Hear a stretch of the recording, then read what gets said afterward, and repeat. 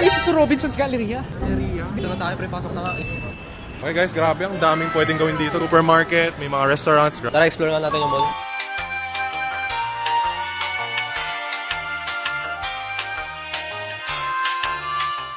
Hala!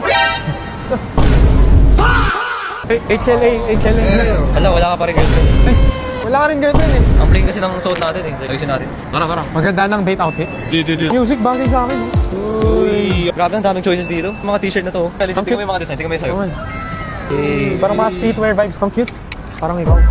Streetwear design talaga. Look at that. Let's see what I look like with my new outfit. Grabe guys, ang ganda. Crazy transformation guys. Fit check nga tayo, fit check.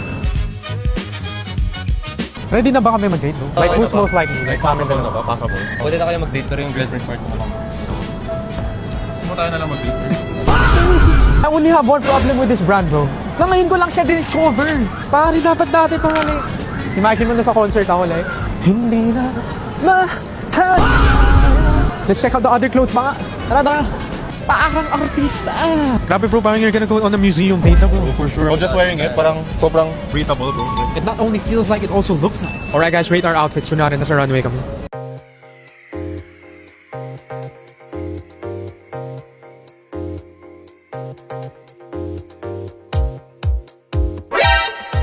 My number?